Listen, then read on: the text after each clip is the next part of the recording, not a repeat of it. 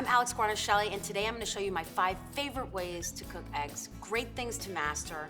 So right now, it's Alex versus scrambled, or us making scrambled eggs together. Super simple. I start by just cracking a few eggs.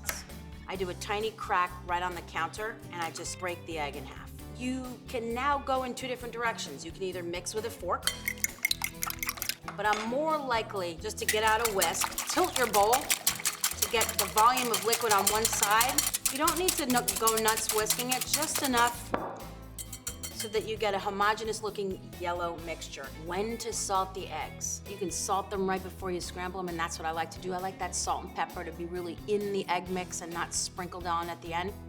Splash of water. It actually lightens and fluffs your scramble. What pan to use? I like a non-stick pan, a little bit of butter.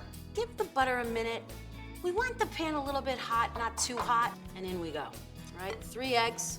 I just run through the middle. Again, here's another kind of crossroads. You can mix your eggs a lot and get it really broken up, or you can kind of scramble in bigger strokes so you get these bigger pieces of egg. But you'll notice the pan is hot enough that the eggs are not browning or scorching, but every time I move them, I can see the trace of where the egg is starting to cook. Now, when I get to about here, you know what? I just shut the heat off. And that way, nice and easy, with the residual heat from the pan, I can really dictate how cooked or not cooked I want these eggs to be. Now you'll see here right at the end, I just press down a little bit, those larger curds. I just take it off the heat, and then right there, piping hot, these fluffy little eggs. And just a few slices of toast on there, home fries. There's my little scramble. So now I'm gonna show you how to fry eggs. We're just gonna fry 2 eggs, non-stick pan, probably your best choice. So a thin little layer of olive oil, 1.5 tablespoons or so, right? And just let that heat and watch how hot it gets in front of you. You can either crack the eggs right on your counter and right into the pan, or you can get some little bowls or ramekins or whatever and pre-crack your egg into a little bowl. And then we heat.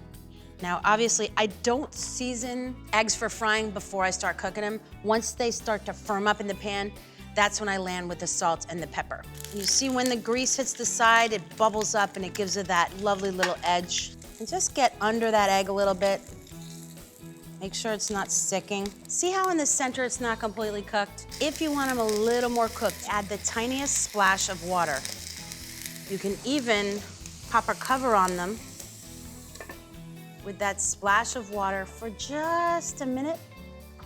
I shut the heat off, and I'm just giving it a little steam. See how it just ever so slightly cooks in the center? It took 1 minute. Right before they come out of the pan, pinch of salt. I like to show the black pepper on there. You don't have to. You don't have to put any pepper. And then all we have left to do is land on the plate. That's a fried egg. Dig in. Now we're gonna poach eggs, but it's super simple. Number 1, you've got a boiling pot of water. Do I salt my poaching liquid? I don't. I salt the eggs once they're fully poached. What I do add is a little dash of vinegar to the water, maybe about 2 teaspoons. So I add the vinegar, I stir it. You should almost smell a hint of that vinegar in the air. It's like aromatherapy for poached eggs. My egg cracked in the bowl. Gently lower it so the bowl almost touches the bottom, and just let gently spill it out into the water. But when you get it in the water, you can actually turn the heat down, because now we're kind of in a good place. And then at a safe distance from the other egg, drop that other egg nice and easy. No need to be hurried. Slow down. Once the eggs start to poach a little bit, I just rustle them a little bit, you know, like waking a teenager. Start gently. Any white that's not attached, I just move it to the side a little bit. So out I come. I go underneath, look at that. So we go into the kitchen towel, and as we land, I tilt it. And you see all that water coming off? Stunning.